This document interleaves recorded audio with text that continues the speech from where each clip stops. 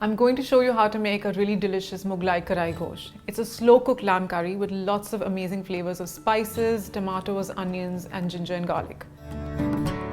I've got about 1 kilo of boneless lamb here, some roughly chopped ginger and garlic, just a pinch of salt, crush it ever so slightly in a pestle and mortar.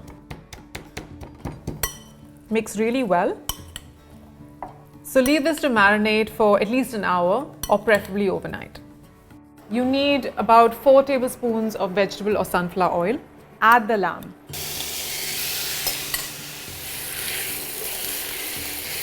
At this stage, I'm also going to add some tomatoes. So just thinly sliced tomatoes to the dish. So while this is actually cooking through and the tomatoes are softening down, I'm going to slice the onions. Add my sliced onion. And along with that, I'm also adding 1 heaped teaspoon of Kashmiri chili powder. Add a pinch of salt to season.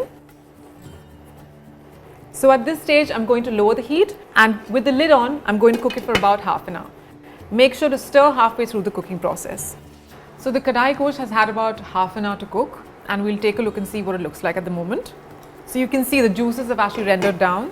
In a bowl, add 2 teaspoons of coriander powder, pinch of turmeric powder, 1 teaspoon of cumin seeds, and half a teaspoon of black pepper.